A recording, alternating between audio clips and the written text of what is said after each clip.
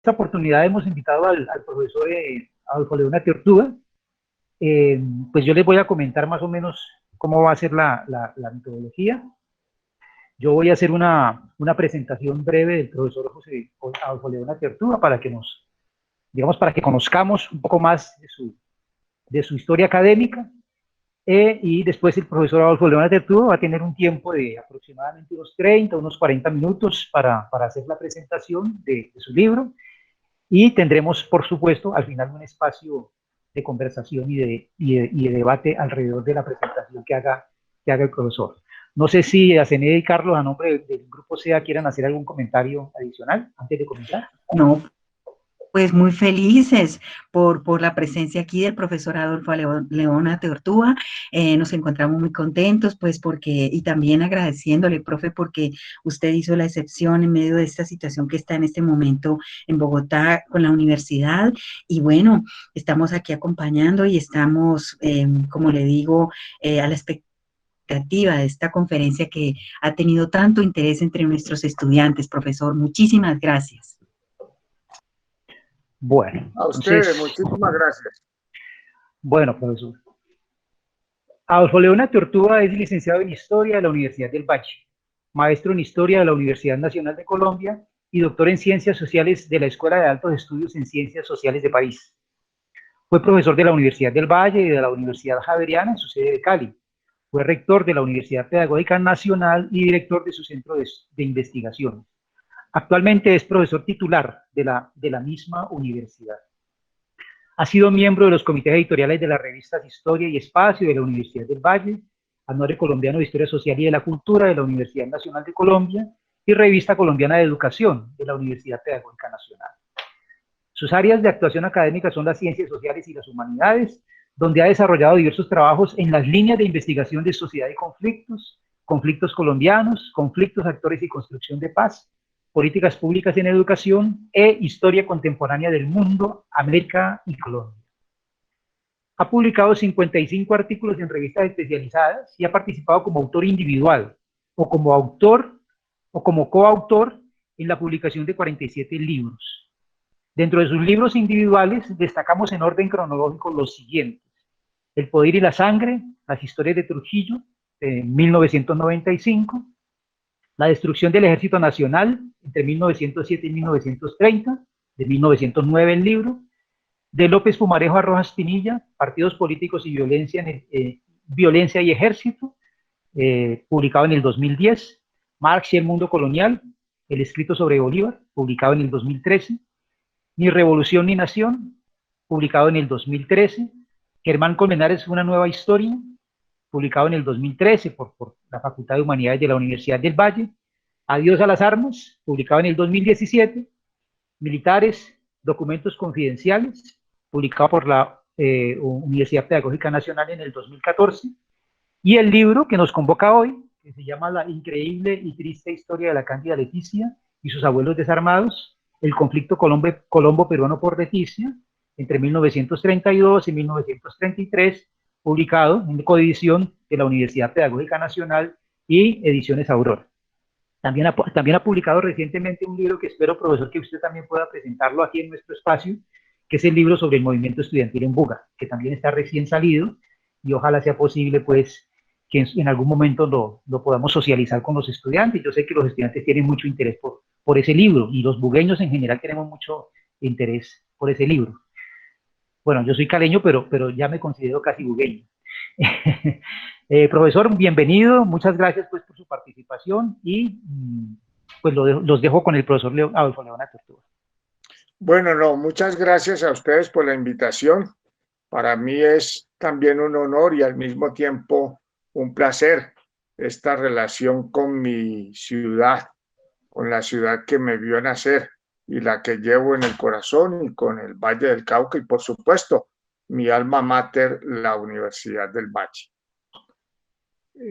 Queremos hablar hoy sobre un libro recientemente publicado, el último, que se llama La increíble y triste historia de la Cándida Leticia y sus abuelos desarmados. Voy a tratar de contarles en 30 minutos lo que es este libro.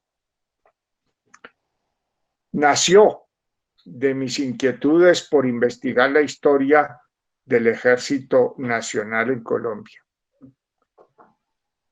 No ha tenido nuestro país otro conflicto internacional, salvo aquel que en 1830 se tuvo con Perú, y este que en 1932 se tuvo después de que ciudadanos peruanos apoyados por el ejército del Perú ocuparan Leticia. Y la respuesta que debió dar en ese entonces Colombia. Siempre tuve la sensación de que, habiendo sido este el único conflicto internacional de Colombia, puesto que el anterior fue más de la Gran Colombia y de las tropas de Bolívar con las peruanas. Habiendo sido este, repito, entonces, el único conflicto internacional de Colombia, ¿qué nos había dejado? ¿Cómo había ocurrido? ¿Por qué no existía suficiente memoria al respecto? Estuve justamente en Leticia y la población en Leticia no tiene recuerdos vivos sobre el conflicto, a pesar de que en su plaza y en el himno del Amazonas hay una relación. Pero lo mismo ocurre en Iquitos y más aún en Lima. El conflicto a veces ni siquiera se estudia en las cátedras oficiales. ¿Por qué? Bueno, porque el conflicto a la larga fue solamente fronterizo en las regiones más apartadas, tanto de Colombia, en el Putumayo, como en el Amazonas, en aquel entonces, mucho más lejos que ahora. Y fíjense que ahora el problema que tenemos para que lleguen las vacunas a Leticia, el olvido que se tiene sobre ellas. Y lo mismo en Perú, Lima, lejana de Iquitos, una región prácticamente olvidada. Entonces, fue una guerra de países pobres, miserables, enfrentados en la margen de un río y prácticamente tratando de armarse en el último momento. Justamente hacia el año 1970, cuando García Márquez era todavía amigo de Mario Vargas Llosa, le escribió una carta con una propuesta. Trabajemos juntos sobre este conflicto. Un conflicto que es para desternillarse de la risa, que tiene una gran cantidad de fábulas. Bombardeaban con cocos, dice García Márquez. Los soldados se perdían en la selva. Esta carta se encontró justamente con los documentos que la familia de Gabo, después de su muerte, entregara a la Universidad de Austin, Texas.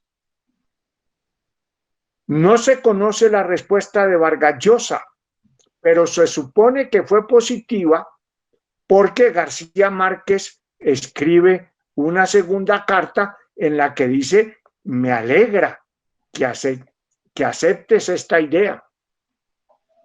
Podemos escribir un libro a cuatro manos que me parece fascinante. Juntos podemos concebir esa realidad que no es más que una fábula inverosímil, un esperpento histórico, ¿no? Y tendríamos, dice García Márquez, la posibilidad de dinamitar ese patrioterismo que hubo alrededor de la guerra. Pues bien, inspirado en esa dedicación de García Márquez que pretendió, pero que se rompió casi 2 años después, en 1972, con un puñetazo que Gabo le dio a Vargas Llosa en un teatro de México por razones que nunca quedaron claras y se perdió esa posibilidad. Pues entonces, en la investigación que hice sobre el conflicto por Leticia, empecé a darle la razón a Gabo. Es realmente una fábula desternillante. Es su término, inverosímil. ¿Por qué? Para mostrarlo, acudí también a García Márquez y de allí viene el título, La increíble y triste historia de la Cándida Leticia y sus abuelos desarmados. Y ese mismo título me inspiró los capítulos. Era también un homenaje a un hombre que tuve la oportunidad de conocer cuando estaba en la revista Alternativa y por el cual sentí una gran emoción, una alegría cuando recibimos la noticia del Nobel. ¿Y por qué? Entonces se desarrolla el título de esa manera. Increíble porque las explicaciones que han dado en la historiografía nacional de época, como aquella que dieron los gobernantes y los ministros en su momento, son realmente increíbles, exuberantes.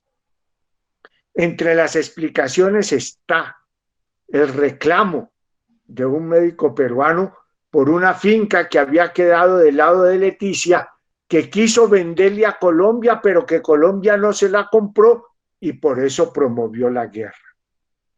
Está también entre las explicaciones el hecho de que Colombia, al recibir Leticia, que lo hizo mediante un tratado que se le entregó en 1922, había empezado a enseñar a los niños de Leticia que tenían un pasado peruano, había empezado, a enseñarles a entonar el himno de Colombia, lo cual hería el alma de los peruanos. Y vendrán las diferentes explicaciones que se analizan en el libro, hasta la última que diera nada menos que un expresidente, Alfonso López Michelsen, quien aseguró que todo había sido un lío de faldas porque el intendente colombiano había secuestrado la querida de el alférez que dirigió la toma de Leticia. Pues bien, me di a la tarea de examinar archivos, bibliotecas, relatos, prensa, hasta encontrar en el mismo Iquitos, en archivos que no habían sido auscultados, encontrar cómo se organizó la toma de Leticia y cómo tras ello se comprueba algo que se había dicho, pero no se tenía la certeza.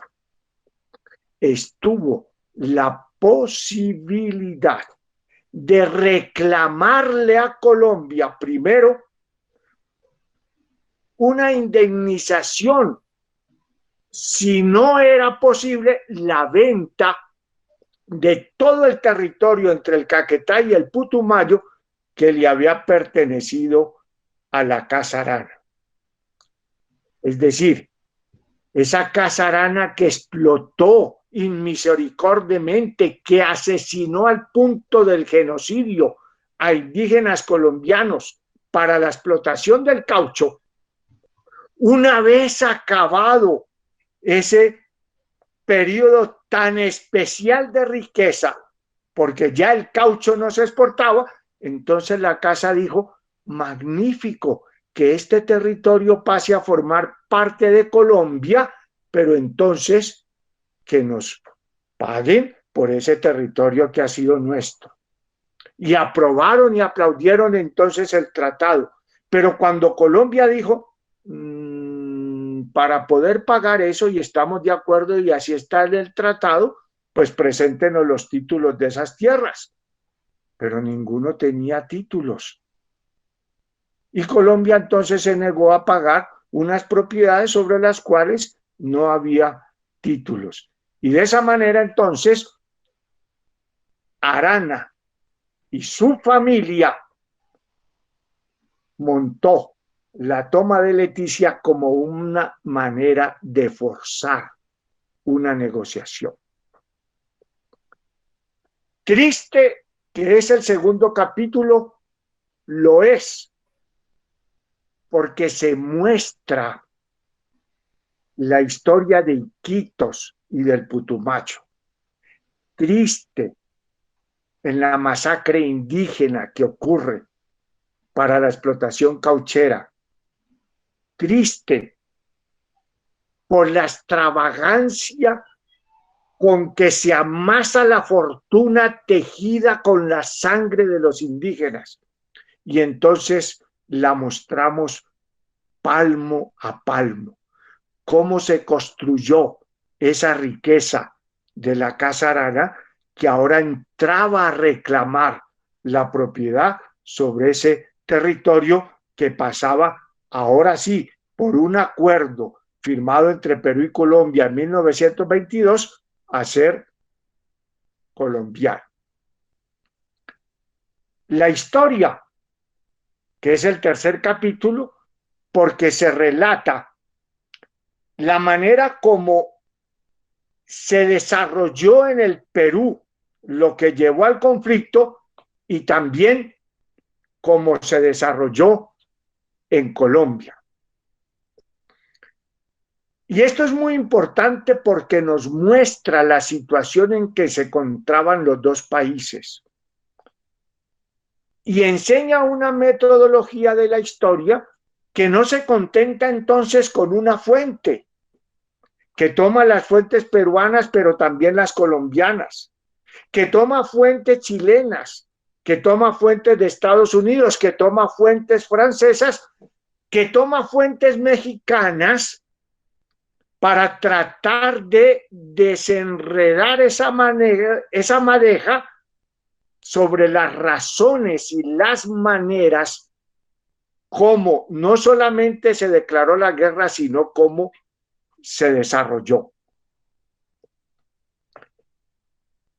El capítulo siguiente de la Cándida Leticia muestra una investigación de archivo con la cual se pone en claro la manera como gobernantes colombianos de presidente hacia abajo no solo conectaron con la explotación y el genocidio que sufrieron los indígenas del Amazonas, sino cómo en buena medida estuvieron también al servicio de la Casa Arana. Concretamente, con documentos, con pruebas, se encuentra una especie de Odebrecht que señala al presidente Rafael Reyes, quien habría hecho buena parte de su fortuna intentando la venta de toda la Amazonía colombiana.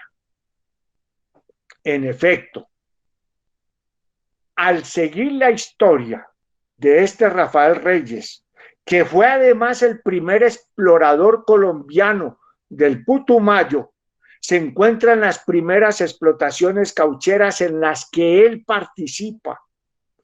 Y luego, cuando abandonando la empresa y convirtiéndose en político y en militar de las guerras civiles, se desplaza a Francia y es nombrado ministro plenipotenciario de Colombia en Francia, empieza a agenciar a través de documentos que hemos descubierto en los archivos, a agenciar el alquiler por parte de Colombia de 55.000 hectáreas en el Amazonas para una compañía francesa más o menos fantasma, para otra después, que no tenían otro objeto sino el de entregarle finalmente la posesión de estas tierras a la Casa Arana.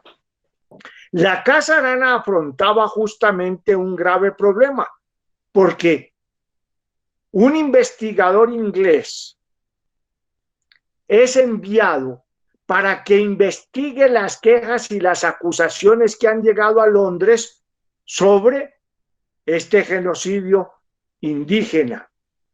Y este investigador inglés, que en realidad es irlandés, Roger Castleman, llega a la zona, investiga, recoge testimonios y termina acusando en la corte a Julio César Arana, en la Corte Suprema de Justicia en Londres. Y Arana entonces empezará a tratar de zafarse de esto, primero liquidando su empresa, segundo, por supuesto, negando y defendiéndose jurídicamente, y tercero, tratando de que la empresa sea o inglesa o finalmente reciba la participación de otras, entre ellas, si es un nombre francés, mucho mejor. Con lo sucedido entonces en este capítulo de la Cándida Leticia, queda clara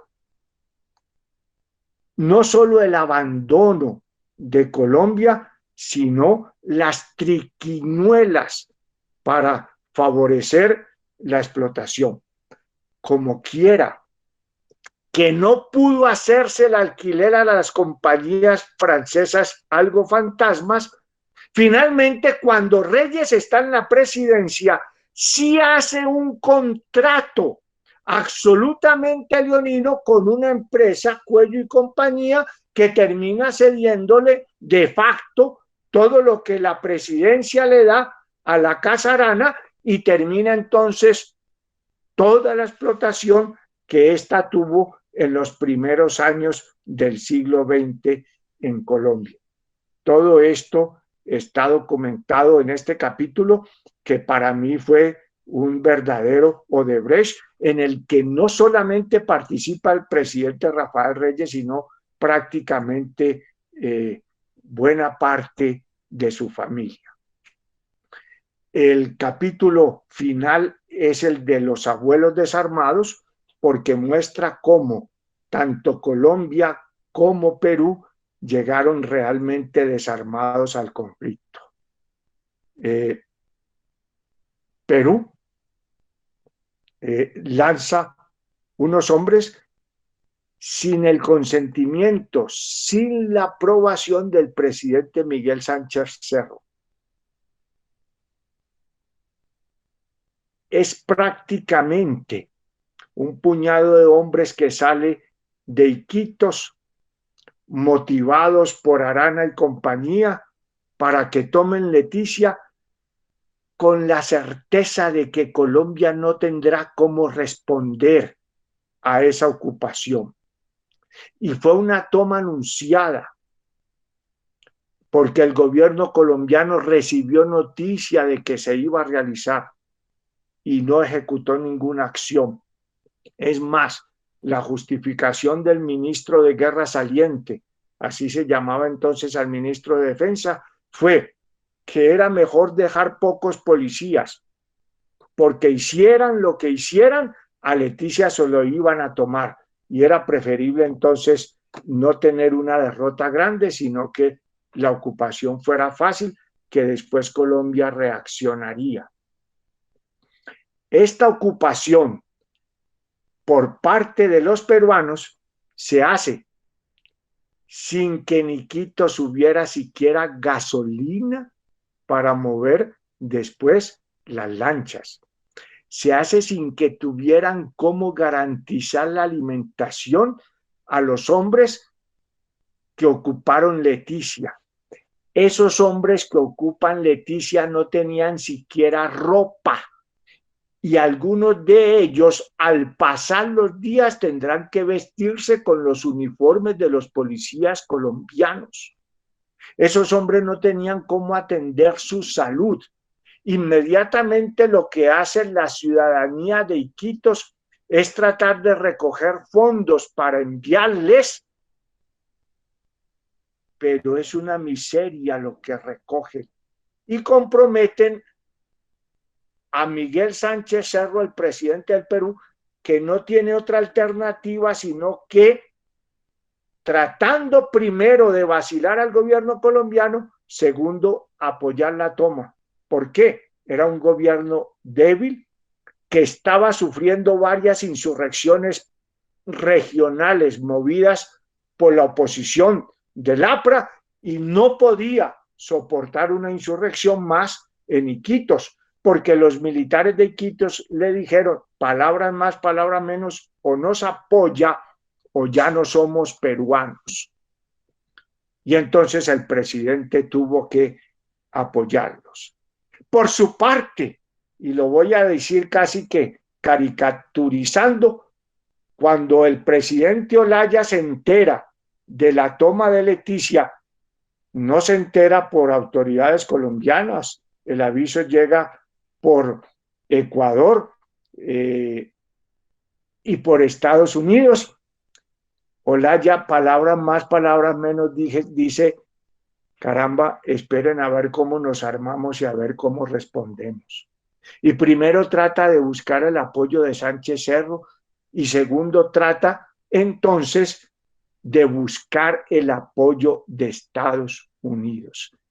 Desde el 2 de septiembre del 32, un día después de la toma, todos los días, casi sin falta, el presidente visitaba al embajador de Estados Unidos, llevándole almojábanas y pidiéndole que por favor interviniera para que esto se resolviera. Como Estados Unidos también se encontraba encartado y no sabía qué hacer. Primero, porque ciertamente el que Leticia y el trapecio amazónico hubiera pasado a ser definitivamente colombiano y que Colombia tuviera un puerto en el Amazonas, había sido un acuerdo entre Perú y Colombia motivado por Estados Unidos. Un acuerdo con el cual el Departamento de Estado de Estados Unidos le dijo a Colombia, más o menos, bueno, esto es como una disculpa final de lo sucedido en Panamá.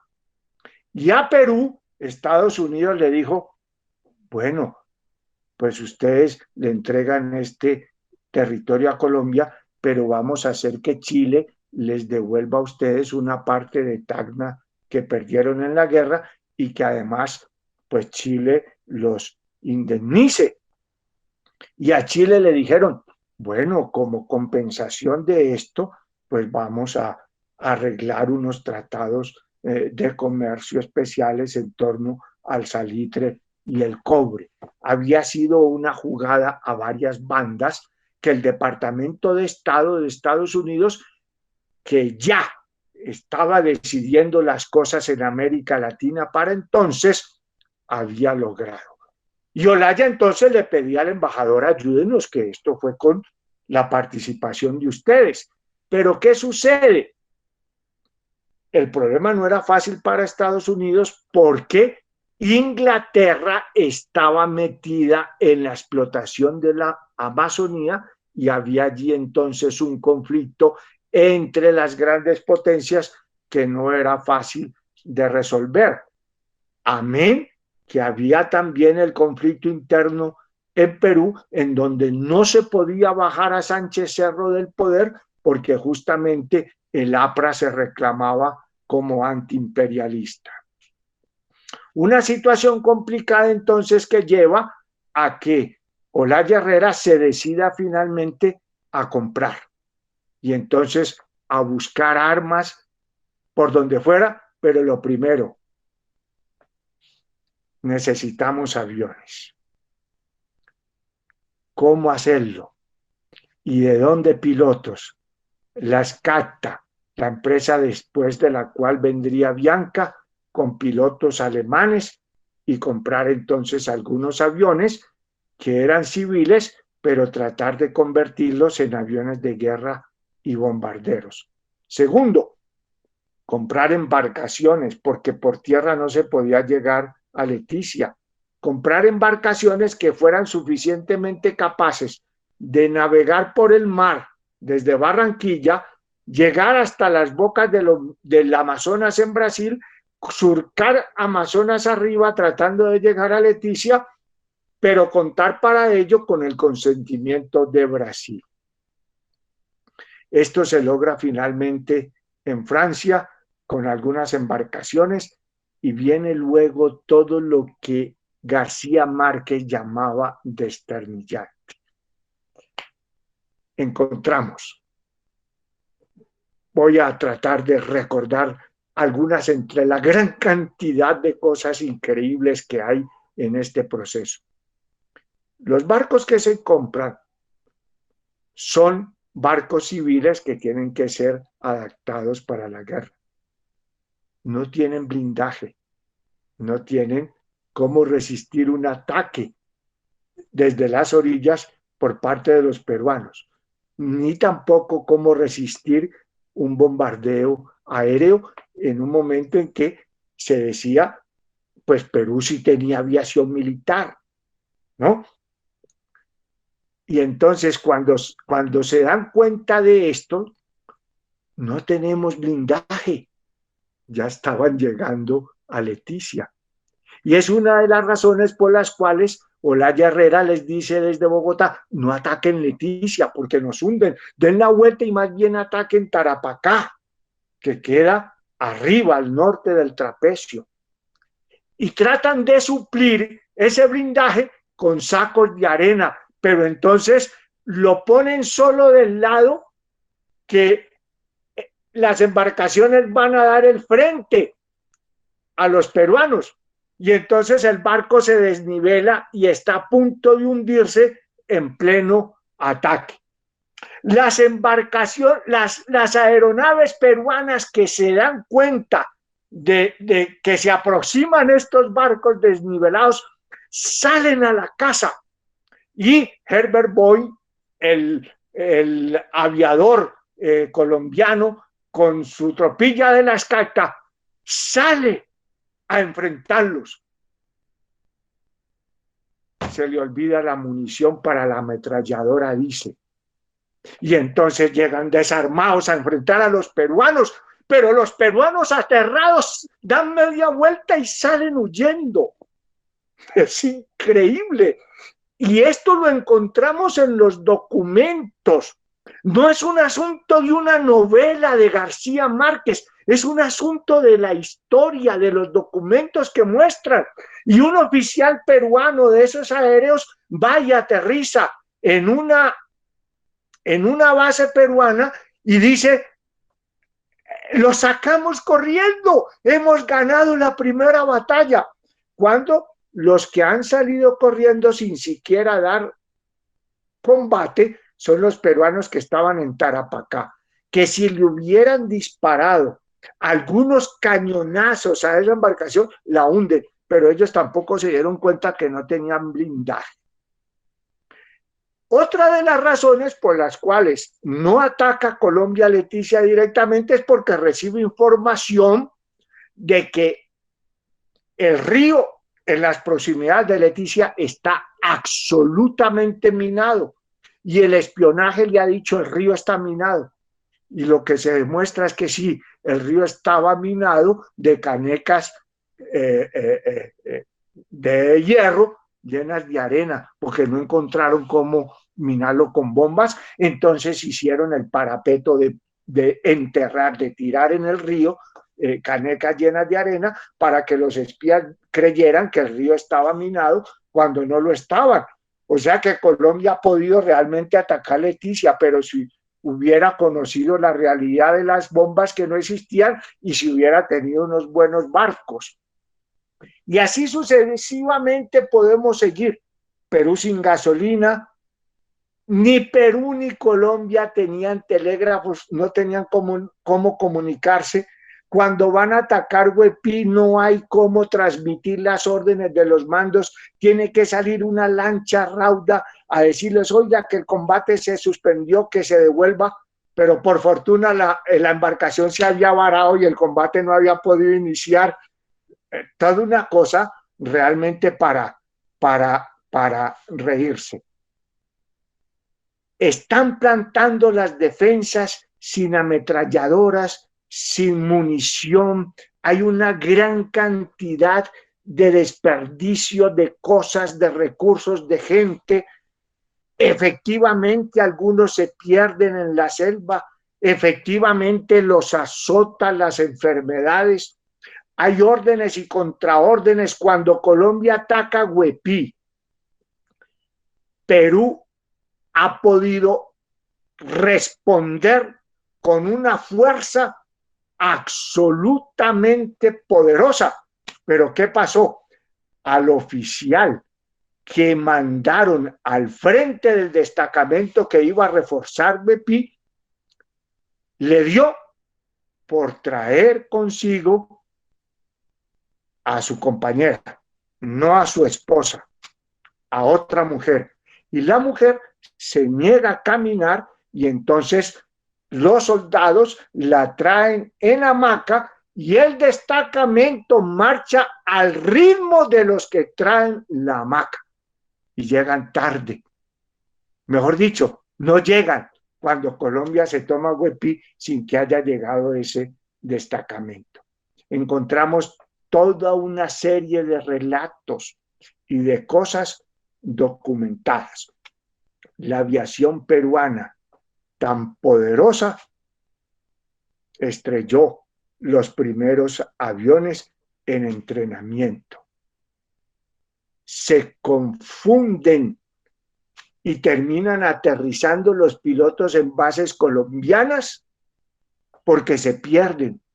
Y los colombianos los ven aterrizar y dicen, ¿y este avión qué hace aquí? Oiga, ¿y por qué? Pero este avión luego no es peruano. Y entonces, después de media hora que ha aterrizado un avión, empiezan a dispararle y el piloto se baja y sale corriendo.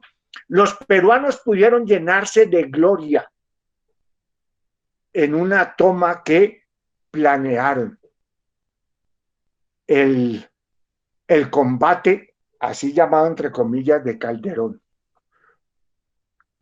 Plena Semana Santa del año 33. Un grupo de soldados peruanos se adentra con inteligencia previa en zona colombiana. Caminan entre la selva. Había un destacamento colombiano de cerca de 150 hombres. Toda la protección la habían tomado frente al río porque decían, detrás de esa selva no va a venir nadie. Pero los peruanos dan la vuelta. Lo primero que hacen los colombianos un domingo es levantarse a escuchar la misa. Después de la misa forman y los oficiales empiezan a revisarles el uniforme limpio y las uñas limpias. Están revisándole las uñas limpias. Y las armas están guardadas bajo llave.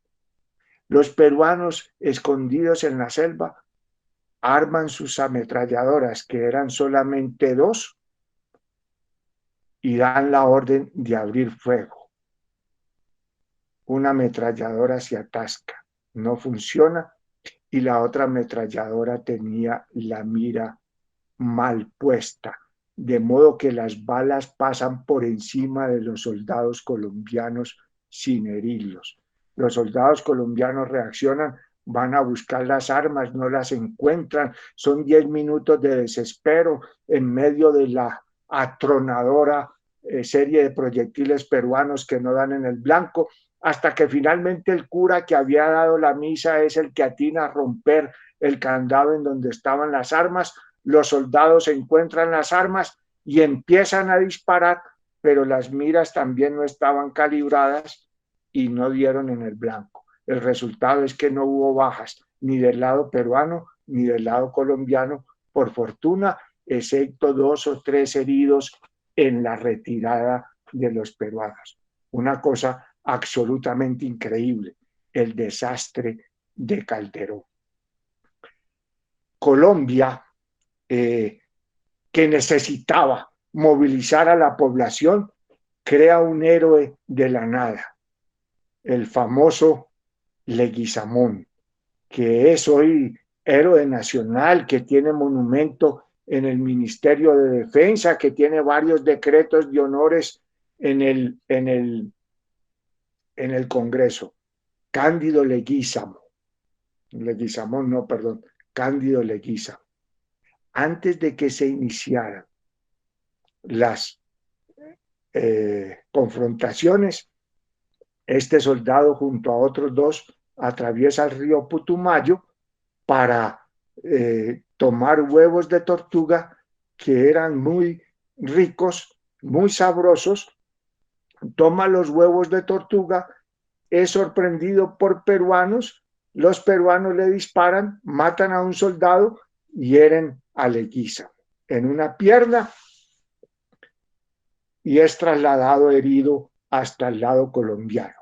El oficial colombiano pide excusas por la intromisión de los soldados a territorio peruano en calidad prácticamente de ladrones de huevos de tortuga, y le pide a los peruanos que le devuelvan las armas que los soldados colombianos habían dejado allí tiradas. Pero mientras tanto, el Ministerio de la Defensa y el Gobierno Nacional, cuando se dan cuenta del asunto, 10 días después, por la visita del ministro de Defensa a una de las bases, dice: convertamos a este hombre en héroe. Entonces, lo traen a Bogotá herido, lo transportan en hombros, hay toda una serie de dispositivos publicitarios, como cuando llegó la vacuna, era el primer hombre herido en combate con los peruanos, y finalmente, desatendido como había estado en el Putumayo, sometido a desfiles en Colombia, se le engangrena la pierna. Y en la cirugía no es posible salvarle la vida porque la gangrena estaba muy avanzada. Y los periódicos publican pues que había sido producto de la herida del combate y que aún en su último momento de muerte había dicho: viva Colombia y vamos a ganar en la guerra con el Perú, y son sus palabras venciendo la anestesia, etcétera, etcétera. Ni cayó en combate, ni había sido cierta toda la historia de Cándido Leguízamo. Y es justamente una de las historias de las cuales Gabo se burlará en sus cartas a Vargas Llosa. El libro tiene con su epílogo el estudio que hice en el archivo de Estados Unidos sobre el asunto, sobre lo sucedido en Leticia, que es en donde queda clara la participación de Estados Unidos en la primera trama de la distribución y en donde queda clara la participación de Estados Unidos para que finalmente se resuelva a satisfacción de Colombia el asunto de Leticia, que se resuelve cuando es asesinado el presidente peruano Sánchez Cerro, cuando ocupa la presidencia un aliado de Estados Unidos y decide entonces que el asunto debe resolverse pacíficamente, y con la intervención de la Liga de las Naciones, entonces Leticia y el trapecio vuelve a Colombia. Esto está desnudado en el archivo de Estados Unidos, en donde además se encuentra cómo este hecho y la presión que recibió Olaya para poder recibir créditos terminan consiguiendo de Olaya la legislación petrolera que permite asentarse en Colombia a la Tropical Oil Company y a la Texas Petroleum Company, cuyas acciones eran en parte propiedad del secretario del Tesoro de Estados Unidos, amigo íntimo del secretario del Departamento de Estado de los Estados Unidos. Juntos presionaron para que Colombia entonces cambiara toda la legislación petrolera que les permitiera a ellos apoderarse de la explotación del petróleo en nuestro país. Pero no solo eso, el secretario del Tesoro tenía acciones en el First City Bank, que al mismo tiempo era propietario de la United Fruit Company, y se condicionó a Olaya Herrera no solamente para que enterrara todo lo relativo a las masacres, sino para que resarciera a la United Fruit Company, lo cual hizo con extraordinario empeño, opacando las denuncias que Jorge Eliezer Gaitán había hecho. El resumen es que cuando Olaya Herrera se posesiona, se reúne con el embajador de Estados Unidos, es 1930, y le pregunta, ¿qué asuntos pendientes hay? Y él le dice, 8 para resolver. Y entre ellos cita el de la United y el de las petroleras. Olaya Herrera le dice, me dedicaré a resolverlos. Y al terminar 1933, después del conflicto con el Perú, el embajador de Estados Unidos le está diciendo al secretario del Departamento de Estado, Olaya Herrera es el mejor presidente que hemos tenido, y la lista de 8 problemas resueltos se extiende a 232 y la glosa. Fue tal el escándalo que un congresista de Estados Unidos quiso iniciar una investigación sobre ello para determinar cómo se había presionado a Olaya Herrera y cómo el secretario de Estado junto con el secretario del Tesoro habían aprovechado sus cargos públicos para finalmente favorecer sus inversiones privadas en las petroleras, en los bancos y en la United Fruit Company. Y le pidieron al Departamento de Estado que revelara todos los documentos relativos a la relación entre Colombia y Estados Unidos, todos los documentos de la embajada. Y el secretario de Estado se negó a hacerlo, diciendo que eso era un asunto de Estado, de seguridad nacional. Y los documentos no se revelaron, permanecieron secretos. Finalmente, el presidente de entonces en Estados Unidos le pidió al secretario del Tesoro que se retirara, lo nombró como embajador en Inglaterra y con eso se tapó todo el escándalo. Estos documentos justamente se dieron a la luz después de cumplir los 40 años de reserva y fueron los que consulté y los que pude trabajar para mostrar en torno al conflicto por Leticia lo que había sucedido.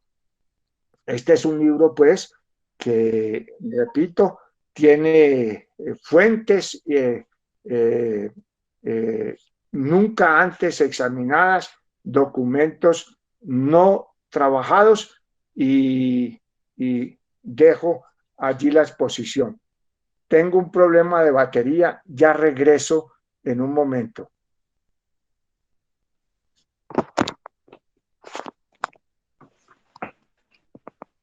Bueno, vamos a esperar al profesor Adolfo mientras resuelve el problema del computador. Entonces, mientras tanto, decirles que les dejé ahí en el chat, dejé el enlace para que por favor nos ayuden con el registro de la asistencia al evento, mientras esperamos al profesor Adolfo y hacemos una conversación sobre su libro.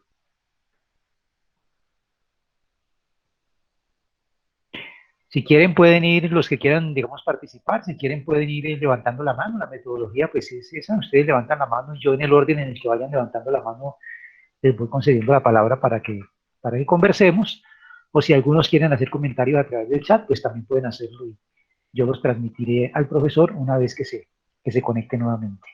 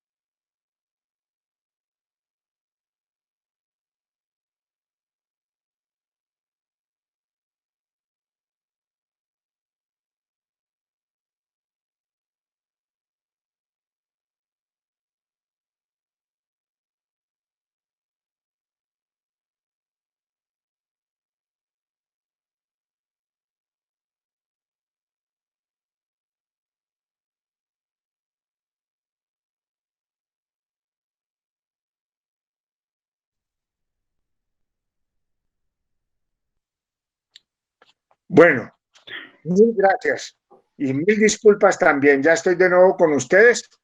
Y bueno, esa es la presentación del libro. Creo que me pasé un poco del tiempo. Eh, esperaremos las preguntas, las inquietudes.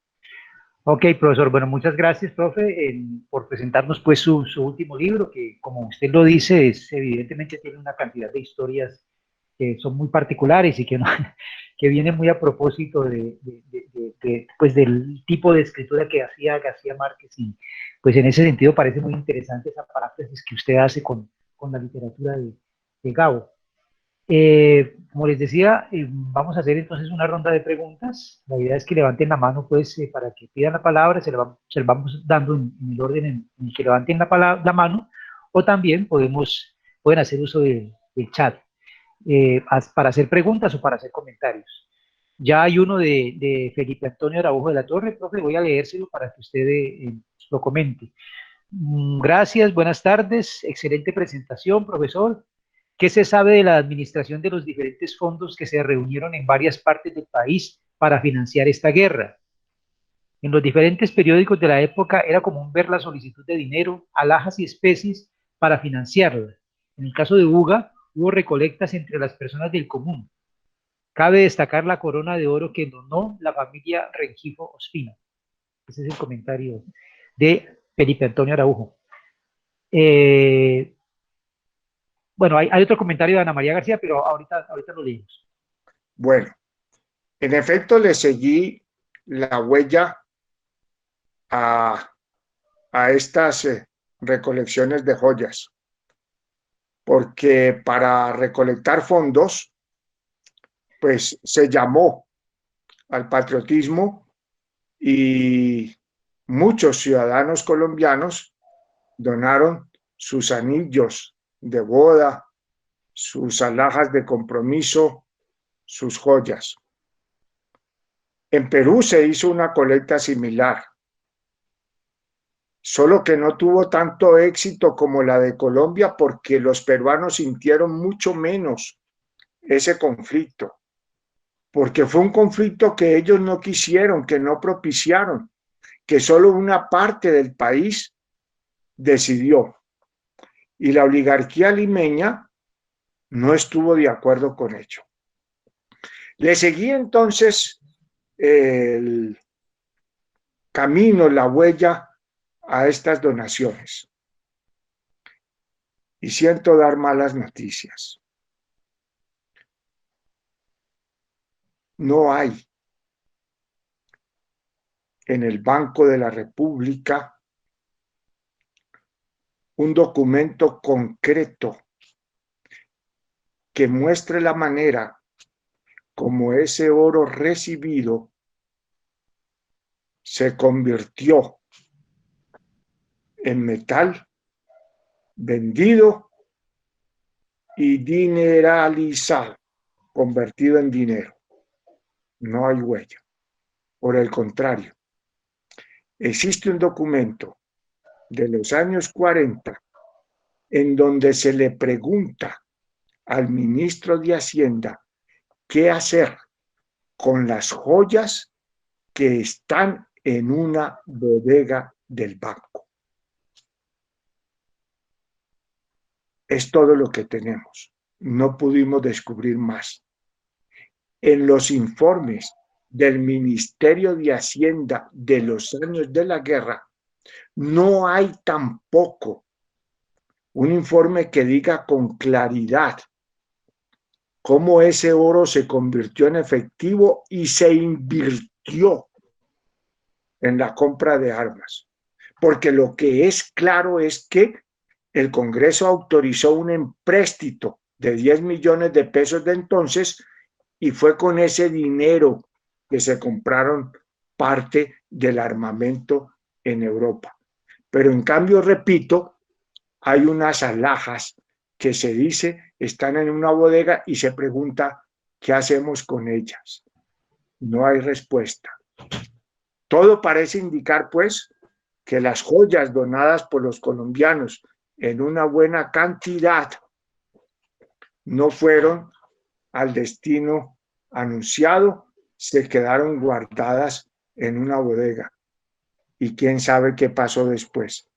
Y hay constancias también de que en Medellín, al parecer, hubo unos malos manejos, unas pérdidas de parte de las joyas donadas, que también se denuncia por allí en un documento, pero no tenemos claro. Como decía García Márquez, pues esto forma parte de las mojigaterías de los gobiernos en Colombia. Bueno, hay una pregunta muy breve, pero creo que complicada, de Ana María García Vélez. Ella dice, profe, de pronto podría hacernos una retroalimentación así brevemente, si no es molestia. No, no sé, profe, sería como resumir todo. A ver, hay más intervenciones. Sí. Javier Snick Gómez Tapias pregunta, justamente en relación a las manifestaciones de contenido patriótico, ¿qué otras representaciones pudo observar en su investigación? Además, ¿cuáles fueron las formas de incentivar el patriotismo? En los periódicos de la época se habla de comunistas, de espías en Barranquilla, se publicó el himno nacional, el famoso abrazo entre Laureano Gómez y Olaya Herrera, etc. Pregunta entonces por las formas de patriotismo que usted pudo rastrear en ese momento. Bueno, Cándido Leguízamo es expresión de esa forma de patriotismo. Y de múltiples maneras, tanto Olaya Herrera como Sánchez Cerro hicieron llamados a la población. Creo que en Colombia de pronto se sintió, como lo dije, más fortaleza. Se crearon juntas patrióticas en diferentes lugares del país. Una de las más fuertes se creó en Neiva, Huila, que en cierta forma era la frontera terrestre, por lo menos hacia el Putumayo.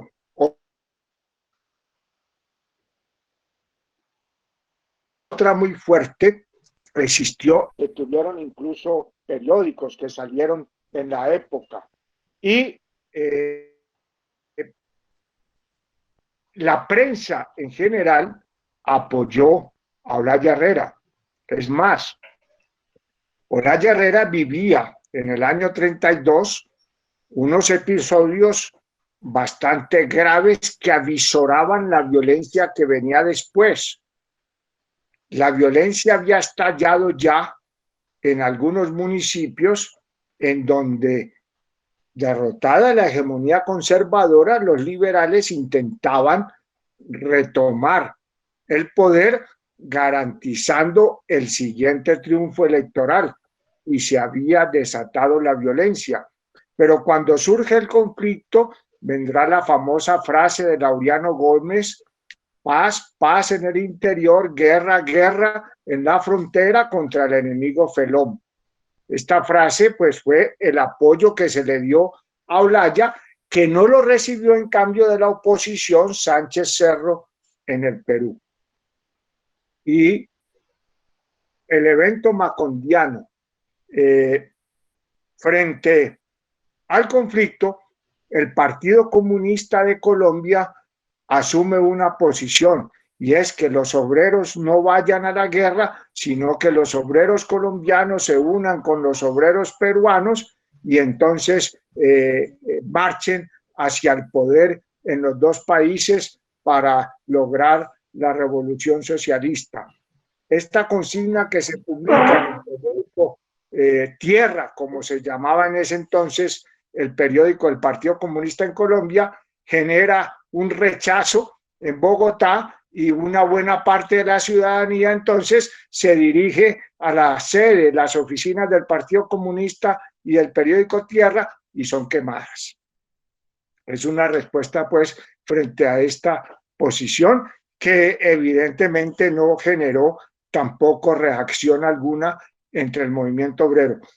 Todo lo que Olaya había promovido genera, por el contrario, alguna simpatía hacia la guerra que de todas maneras no es muy grande y que se va apagando paulatinamente. Si bien en un principio muchos jóvenes se presentan voluntariamente a ser parte del ejército, después el reclutamiento será necesariamente forzado, ¿no?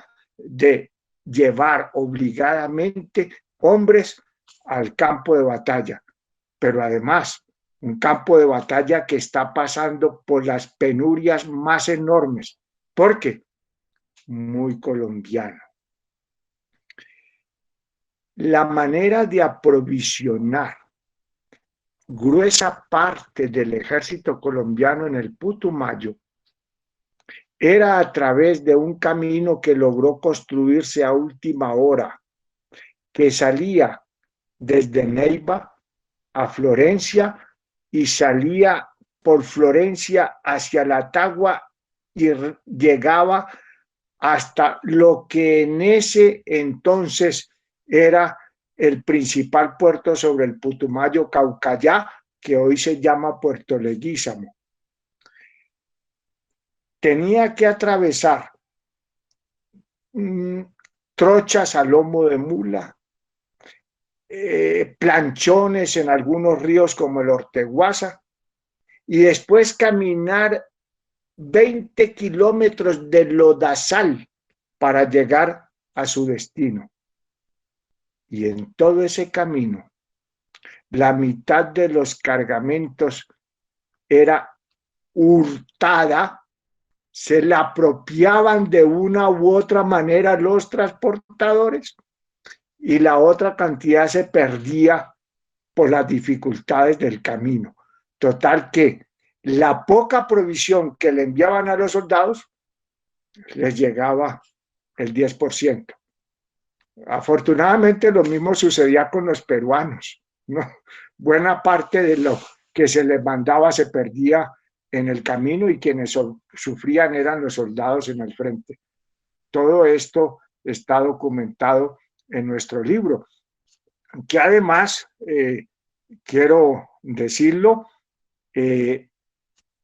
todos los capítulos y todos los subtítulos del libro son tomados de las obras de García Márquez y algunas de sus frases de sus obras los ilustran y muestran lo que sucedía. Por ejemplo, una frase de García Márquez que titula uno de los subtítulos es policías descalzos con bolillos de palo. Así estaban los policías en Leticia. Bueno, profe, hay algunas preguntas más. Hay un comentario de la profesora Zenet Perafán. Muchas gracias, profesor Adolfo. Realmente es un estudio muy interesante. Nos permite ver un tema poco tratado en nuestra historia. Usted nos ha permitido conocer muchos detalles interesantes de este hecho histórico. Es un título muy propicio para el estudio. Excelente. Irma Castillo, felicitaciones, doctor Adolfo, por este conversatorio tan interesante de este hecho y que nos lleva a reflexionar el aquí y el ahora. Muchas gracias. Una pregunta de Javier Snick Gómez Tapi. ¿Cuál es su apreciación frente a la hipótesis que menciona que el conflicto mermó la violencia entre conservadores y liberales? A propósito de esa pregunta de Javier, yo quisiera como articular una pregunta que tiene relación con esa, a propósito de los mitos que suele haber, pues, o de lo que se dice, pues, alrededor del conflicto colombo-peruano. Uno de ellos, el conflicto colombo-peruano se da casi que coincide con la fundación de la República Liberal, el gobierno de Olaya Herrera. Y una de las cosas que se dice es que el patriotismo que se gestó en ese momento contra Perú, pues, por el conflicto, contribuyó en cierto sentido a mantener ese gobierno, que era un gobierno muy moderado y que era un gobierno, pues, que se fundaba después de una hegemonía conservadora muy fuerte y en medio de un conflicto entre liberales y conservadores muy fuerte. ¿Hasta qué punto es cierto eso de que ese conflicto colombo-peruano fortaleció y permitió de alguna manera que ese gobierno de Olaya Herrera diera después lugar a la República Liberal que se consolida un poco más con la revolución en marcha de López Pumarejo? Bueno, Agregaría esa pregunta allí. sí, muy interesante, sobre todo porque pues pueden haber hipótesis que se sustentan y no una hipótesis, son varias. Lo primero, evidentemente hay una confrontación que se empieza a manifestar entre los conservadores y los liberales con la llegada de Olaya Herrera al poder. Pero más que oposición a Olaya, es la preparación temprana que conservadores como Laureano Gómez están llevando a cabo para retornar al poder. Y una confrontación en municipios y sectores regionales de los liberales que han sido extrañados del poder durante la hegemonía conservadora, que entonces empiezan a saltar a la palestra y a tratar de ganar el poder municipal. Justamente en Trujillo Valle ocurre esto, y es una radiografía de lo que ocurre en el país. El conservatismo ha tenido todo el poder en Trujillo durante la hegemonía conservadora, con personajes como Leocadio Salazar, que fungen como agentes, por ejemplo, de Ignacio Barnaza primero y de Primitivo Cuervo después. Cuando el presidente Olaya gana el gobierno, en Trujillo logra que se nombre por primera vez en la historia un alcalde liberal, y el médico del pueblo, Ernesto Pedraza, entonces empieza a jugar las cartas para que el liberalismo se convierta en la fuerza hegemónica de Trujillo. Y esas cartas se juegan desde entonces con la violencia, y la historia se repite. Los conservadores entonces sujetos o sujetados mejor por el liberalismo esperarán el momento oportuno para volver a saltar, y lo harán justamente con Leonardo Espinosa. Esto que sucede en Trujillo es lo que está sucediendo en los Santanderes, es lo que está sucediendo en Tolima, y por lo cual protesta entonces el conservatismo y amenaza con presentarse este conflicto, que evidentemente es amainado por la guerra con el Perú, y pues ya lo vimos con los discursos de Laureano Gómez. Pero simplemente se prorrogará el escenario que definitivamente no podrá aguantarse más en el 48 y que estalla con el asesinato de Gaitán. Esto pues un poco para resolver el primer punto. El segundo, ¿de qué manera este conflicto apuntaló a Olaya Herrera y permitió el acceso de la República Liberal? Hay varias hipótesis, como lo dije al principio, pero voy a presentar la que en mi modo de ver es la principal. Y es una hipótesis que construyo con documentos del Departamento de Estado de Estados Unidos que están en el Archivo Nacional de Estados Unidos, que queda en Maryland, cerca a Washington. ¿Qué se encuentra en ese archivo?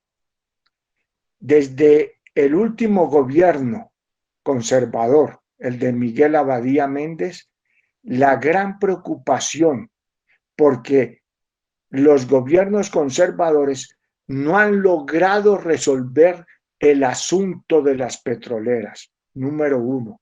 Segundo, porque los conservadores permitieron la degradación ante la opinión de la United Fruit Company y con ello la explotación. Tercero, porque creen que los conservadores en el gobierno no han logrado manejar de manera acertada todo lo que fue la danza de los millones para hacer de Colombia un país próspero. Y cuarto, hay una nueva política en Estados Unidos que cambió la política del garrote por la política del buen vecino, pero que no ha podido florecer dentro de unos gobiernos que se pliegan no al progreso, sino al atraso del país. Y justamente esto es lo que va edificando la candidatura de un hombre de confianza que no puede ser otro que Olaya Herrera, que ha sido embajador en Estados Unidos o funcionario de Colombia en Estados Unidos por casi 12 años. Si hay un hombre en el cual confía Estados Unidos para que transforme la situación en Colombia, es Olaya. ¿Por qué? Porque Olaya les va a resolver el asunto petrolero, Olaya les va a resolver el de la United Fruit Company, pero sobre todo, Olaya va a recuperar la confianza de los inversionistas en Estados Unidos para que traigan su capital a Colombia, porque no lo quieren hacer con los gobiernos conservadores. Y los conservadores se dan cuenta de esto. Y los conservadores de élite terminan apoyando a Olaya Herrera. Y Olaya Herrera los reúne en el Country Club y les dice, mire, esta es la situación y esto es lo que yo puedo hacer y este es el acuerdo que tiene Estados Unidos. De manera que hay una aceptación de la élite para que la hegemonía conservadora quede atrás y entonces se abra paso los gobiernos liberales. Pero hay una serie de intríngulis que se muestran justamente por las dudas, entre otros, del arzobispo primado de Bogotá, que no sabe con qué conservador irse, pero no solamente ellos, sino que el general Vázquez Cobo está recibiendo la influencia de Estados Unidos y también tenemos los documentos y por eso quizá mantiene la división conservadora frente a Guillermo Valencia. Muy tempranamente Alfonso López Pumarejo visitará Estados Unidos y se comprometerá en documentos secretos a garantizar la primacía de Estados Unidos en los dictámenes que saque el gobierno nacional, a continuar la política petrolera de apoyo a los intereses norteamericanos, entre otros asuntos. Y después de López, el gobierno de Santos hará lo mismo e incluso más. Eduardo Santos viaja siendo candidato en secreto a Estados Unidos, se reúne con el secretario del Departamento de Estado y se compromete a firmar un convenio que firmará como presidente, que se mantendrá en secreto, a través del cual le garantiza a Estados Unidos que todas las playas y los aeropuertos de Colombia podrán ser usados por las tropas norteamericanas en caso de que se presente una conflagración internacional, porque ya Estados Unidos veía venir el asunto con Alemania y el presidente Santos se abre de manos para recibir cualquier intervención de la soldadesca norteamericana para resguardar el Canal de Panamá, que geográfica y estratégicamente era de suma importancia para Estados Unidos. Entonces, mientras los liberales tienen este apego, este buen recibo con Estados Unidos, por el contrario, Laureano Gómez está expresando sus simpatías hacia el eje, está expresando sus simpatías alemanas. Los editoriales del Siglo aplauden la política alemana, de alguna manera empieza a apoyar el Siglo a Alemania cuando estalla la guerra, hasta que el embajador de Estados Unidos lo llama. Hay una reunión en secreto del embajador de Estados Unidos con Laureano Gómez, y el embajador de Estados Unidos le dice: mire, si usted quiere hacer carrera política en Colombia, tiene que abandonar su posición. Pero además, le quiero decir lo siguiente: el papel con que usted imprime el Siglo ya no se le va a vender más y viene de Estados Unidos. Y ninguna empresa colombiana le va a vender papel al Siglo. Pero además, siento comunicarle que no recibirá más publicidad de ninguna empresa de Estados Unidos, ni de ninguna empresa que tenga negocios con Estados Unidos, si usted sigue con esa política. Al día siguiente, Laureano Gómez saca un editorial donde está apoyando a Estados Unidos en la guerra. Pero estamos hablando del año 44, ¿no? Y Laureano Gómez tendrá que, para poder acercarse a Estados Unidos, cambiar totalmente su política, hasta el punto de llegar después a ser el único gobierno de América Latina que mandará tropas a Corea. Todo para, pues, disculparse de Estados Unidos por las posiciones que Laureano Gómez había asumido y para borrar toda desconfianza. Yo lo que creo es que hay que mirar mucho la historia de nuestro país en relación con Estados Unidos y en relación con los asuntos internacionales. Por supuesto, he presentado una hipótesis central, pero sin lugar a dudas, pues bueno, Colombia también está moviendo sus, digamos, conflictos internos, y eso está generando también que los liberales puedan asumir el poder. Con Olaya Herrera, por primera vez se sale a las plazas, con los liberales por primera vez se gana la simpatía del movimiento obrero, a tal punto incluso que el Partido Comunista apoya a López Pumarejo. No conocía sin lugar a dudas los acuerdos secretos de este con Estados Unidos, etcétera, etcétera. Hay toda una lógica que hace que un movimiento de masas y una ciudadanía naciente que ha sido reconocida justamente con la cédula a través de Olaya exprese sus votaciones por los gobiernos liberales y su simpatía con la República Liberal. Son varias, pues, las razones, varias las hipótesis. He expuesto simplemente una principal y enunciado algunas otras, pero el tema sería bastante extenso. Bueno, gracias, profesor Adolfo. Hay otras dos preguntas finales, pues, para dejarlo descansar y dejarlos descansar a todos.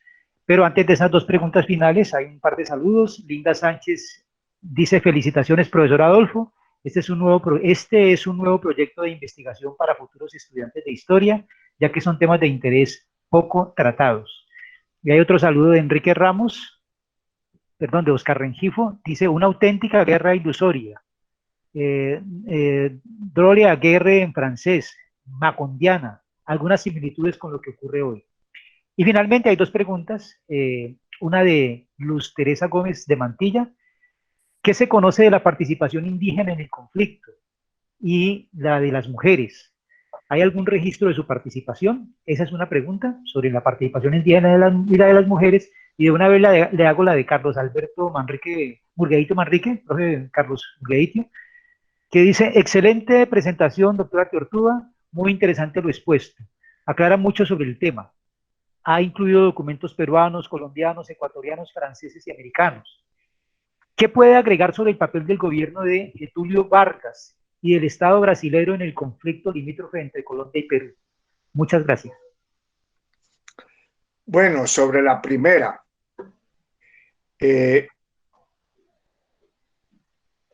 hubo un apoyo indígena muy importante en el Putumayo a favor de Colombia, porque de alguna manera Colombia expresaba la oposición a la otrora Casa Arana. Y los indígenas se muestran sobre todo como cargueros. En buena parte son los que ayudan a transportar las provisiones que van a los soldados. El apoyo se muestra también como vaquianos. Les ayudan a los soldados a moverse por entre la selva. Finalmente, incluso hay trozos de la carretera que deciden abrir como sea y llenar de tablas para que se pueda transitar mejor sobre ella, y esto lo hace la fuerza de trabajo indígena. La participación es, pues, desde todo punto de vista extraordinaria y favorece a Colombia. No ocurre en cambio así con el Perú. Los indígenas se sustraen de la confrontación, son llevados algunos violentamente, ¿no? Y se pasan, otros al otro lado del río o se esconden para no ser reclutados. La participación de la mujer de varias maneras. Primero, con el apoyo que dan a los soldados de sus familias, con la ayuda en la movilización y en el transporte, pero hay algunas incluso que se convierten en soldados y que incluso son reconocidas por el ejército y llegan a ganar la categoría de cabos. Creo que es la primera vez en la historia reciente de Colombia, lo hubo ya en la Guerra de Independencia, en donde las mujeres entran con uniforme de este ejército nacional a ser parte del ejército y a tener incluso mando de tropas. Y no porque fuera una política oficial, sino porque se presentó así en la selva. Y los oficiales no tuvieron más que reconocer el aprecio que la tropa sentía por estas mujeres. Luego hay una gran cantidad de participación como cocineras, como enfermeras, como apoyos de diversa índole a los soldados, que lastimosamente pues era una ocupación que en aquel entonces se le destinaba a las mujeres.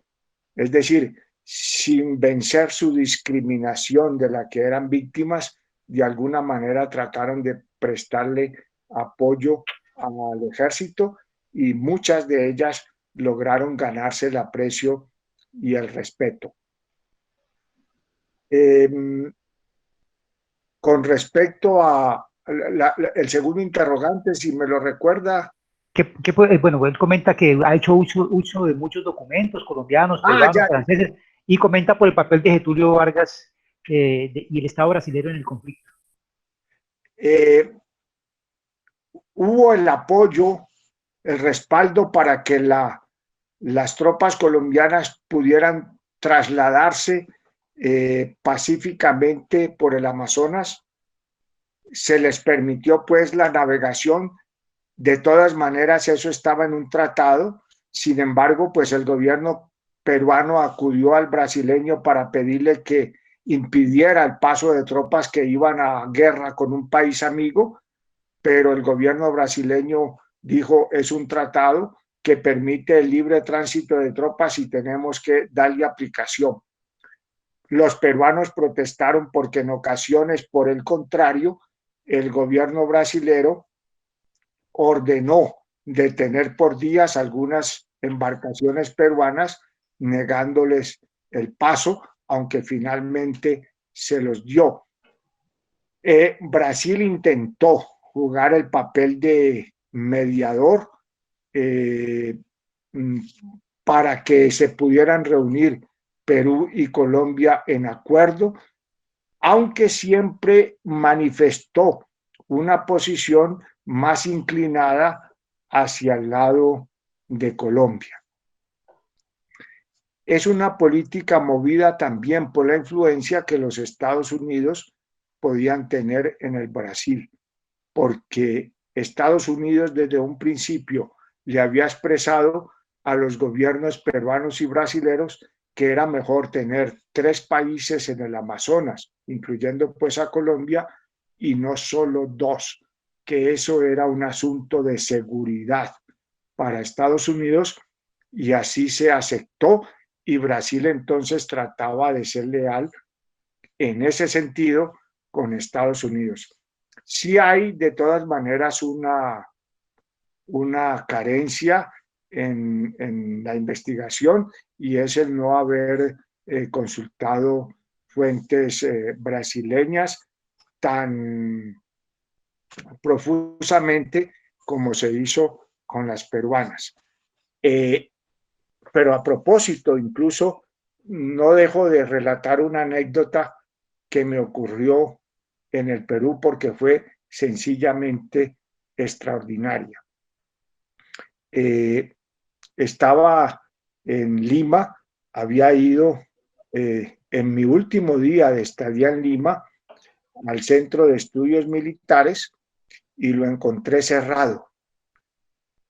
La razón, los empleados habían ido a una manifestación en el centro de Lima y entonces el Centro de Estudios Militares estaba cerrado. El Centro de Estudios tiene una biblioteca importante, pero además tiene todos los documentos sobre el conflicto de Perú. Yo ya los había consultado, pero me faltó fotocopiar algunos libros. Solo se encontraba la secretaria y entonces le pedí el favor, mire, yo mañana regreso a Colombia y quiero fotocopiar estos libros, los necesito. Le rogué y accedió a prestarme 5 libros para que los fotocopiara y les dejé a cambio mi pasaporte. Ella me dijo, pues tiene que ir a buscar una fotocopiadora aparte porque pues aquí no está funcionando. Me dio los libros y yo le dejé mi pasaporte. Y fui a una fotocopiadora cercana a fotocopiar los libros. Y estaba en esa tarea cuando llegó una señora a fotocopiar una revista. Y vio que estaban fotocopiando un libro de Sánchez Cerro y preguntó, ¿ese libro de quién es? Le dije yo, es mío. Y me pregunté, ¿usted qué está leyendo de Sánchez Cerro? Entonces le dije, estoy trabajando el periodo, el conflicto de Perú con Colombia por Leticia. Y la señora me dijo, ¿cómo le parece que mi papá fue el primer comandante peruano en Leticia ocupada? ¿Cómo así? Y yo tengo las memorias de él. ¿Cómo así? Y yo las traje al Centro de Estudios Militares y las he llevado para que las publiquen y no, nadie me las recibe, yo las tengo ahí en la casa. ¿Y podría verlas? Me dijo, pues sí, que si va conmigo a la casa. Fuimos a llevar los libros, me dieron mi pasaporte y me fui a acompañarla a la casa y me sacó 3 gruesos tomos escritos a mano con las memorias de lo que fue el primer comandante peruano en Leticia. Eran casi las 6 de la tarde, le pedí que me los dejara fotocopiar, fuimos a buscar una fotocopia, la estaban cerrando, rogamos para que me fotocopiaran y me fotocopiaron entonces los volúmenes y es un material que utilizo en el libro. Siempre me pregunté, ¿qué pasó allí? ¿Qué fue eso? ¿Cuáles son las posibilidades para que mi viaje a Perú, el cierre del Centro de Estudios Militares, el ir a esa fotocopia coincida con que la hija del comandante peruano Leticia llegue a tomar una fotocopia y nos encontremos. Y entonces esas memorias no se pierdan para la historia y no solamente aparezcan en mi libro, sino que las hago llegar a los archivos en Lima. La suerte del historiador, me dijo el padre Fernán González, porque yo le pregunté a Fernán González, que es jesuita historiador, oiga, Fernán, ¿aquí qué pasó? Me dijo, no, eso es la suerte del historiador. Profe, hay una, no sé si no es mucho abusar, pues ya creo que hay una última pregunta. Bueno, y un comentario pequeñito, un agradecimiento de parte de Luz Teresa Gómez. Ana María García dice, si no es mucha molestia, por último, realmente me gustaría saber cómo sería el proceso para la adquisición del libro. Eso pregunta Ana María. Y Nisi hace una pregunta que me parece muy interesante, de carácter metodológico y técnico. Buenas noches, mi pregunta es más de tipo técnico. ¿Cómo fue el proceso para acceder a las fuentes de Estados Unidos? ¿Y qué archivo consultó? Creo que con esa pregunta cerramos, profe, porque ya son las 7 y me da pena con usted y con la asistente ya casi 2 horas. Empiezo por la última. El acceso a los archivos de Estados Unidos es absolutamente tranquilo, no tiene ningún problema. Incluso el archivo de Estados Unidos permaneció más o menos hasta los años 90 en el Mall Central del Washington, cerca al Obelisco. De modo que cada que tenía la oportunidad, por razones académicas, de ir a Estados Unidos, siempre organizaba una estadía en Washington unos días y me iba para el archivo. Y empecé a expurgar todo el archivo de las relaciones de Colombia con Estados Unidos. Este archivo fue luego trasladado a Maryland y pues es hora y media más o menos de Washington, pero uno que llega ya del tercer mundo entonces tiene que tomar un metro y después del metro tomar un bus y llega uno al archivo, pero allí no tiene ningún inconveniente, todo está a disposición. Lo único es que los documentos tienen 40 años de reserva, solo que Wikileaks y Assange rompieron esos 40 años y los publicaron en el momento, pero los anteriores entonces están en el archivo de Estados Unidos. Es un archivo extraordinario. Por supuesto hay que defenderse con el inglés y bueno, las fotocopias son costosas porque son 50 centavos de dólar cada fotocopia. Ese problema hoy estaría resuelto con las fotografías que uno puede tomar desde el celular. Y visité en varias ocasiones el archivo y además me da unas vueltas porque es extraordinario. En el archivo uno tiene la posibilidad, si muestra su carta de investigador, entonces yo conocí también todo lo relativo de Kennedy, pude ver incluso el vestido manchado de sangre de Jacqueline cuando recibió a Kennedy en sus brazos, etcétera. Hay toda una gran cantidad de cosas en el archivo y están todos estos documentos que uno puede ver sin ningún problema. Igualmente en Washington, quiero decir, está la mejor biblioteca del mundo, que es la Biblioteca del Congreso de los Estados Unidos, que tiene una sección hispanoamericana en donde todos los libros o buena parte de los libros que se publican en Latinoamérica los tiene Estados Unidos, ¿no?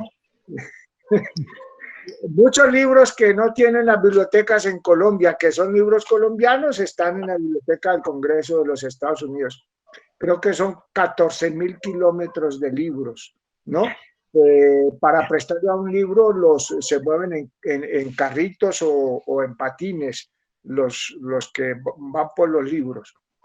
Entonces es una fuente extraordinaria que nosotros los latinoamericanos tenemos que consultar y tenemos que acudir a ella. La mejor hemeroteca del mundo también lo tienen el Congreso de los Estados Unidos. Allí también me senté muchos días a mirar toda la prensa que se había publicado en Estados Unidos cuando se estaba discutiendo el Plan Colombia y pues tuvimos la oportunidad publicar un libro sobre lo que la prensa de Estados Unidos habían dicho en torno al debate previo a la aprobación del Plan Colombia en el gobierno del presidente Pastrana. Ha existido pues la conciencia de la necesidad de intentar una historia en relación con actores muy importantes para la misma historia nacional. La primera pregunta que me hace Ana María es muy importante, supremamente importante. El libro se consigue en las librerías del país, ya está distribuido, está en la Librería Nacional de Cali. Quisiera ver la manera de hacerlo llegar a Buga, vamos a ver en qué momento se puede, pero por lo pronto está en la Biblioteca Nacional de Cali y tiene un precio bastante módico porque es subsidiado por la Universidad Pedagógica Nacional. 30.000 pesos. No es que sea pues barato regalo, pero en comparación con lo que valen los libros de ese tamaño, de esa cantidad de páginas, es un libro relativamente económico. Y finalmente, pues anunciar el libro que mencionaba el profesor Raúl, que antecede a este de Leticia y que se llama El Movimiento Estudiantil en los 60, crónicas de una huelga que relata lo que fue el movimiento estudiantil en Buga en los años 65 y 66 y la huelga que terminó con el asesinato de Jairo Potes Escobar. Ya pronto tendremos la oportunidad de referirnos a este libro que sí se encuentra en Buga, lo pueden adquirir en la biblioteca del Colegio Académico. Bueno, profesor, pues ya siendo las 7:10, le agradecemos mucho por su participación. Ha sido una presentación muy interesante de su libro. Ahí se quedan algunas preguntas que en su momento le haremos, profe, sobre el libro. Yo tengo la fortuna de que lo tengo, entonces estoy trabajando con él y hay muchas cosas muy interesantes. Por otro lado, agradecer la asistencia, la paciencia de todos los asistentes pues, que se han quedado hasta ahorita e invitarlos a las actividades que realizaremos. Seguramente en abril también realizaremos el último ciclo de conferencias de historia y pedagogía en el programa de licenciatura en historia, y a nombre pues de la Universidad del Valle, sede Buga, y a nombre del Centro de Estudios Históricos y Ambientales, pues un agradecimiento para todos ustedes y pues nos veremos en una próxima oportunidad. Bueno, muchas gracias y hasta la próxima.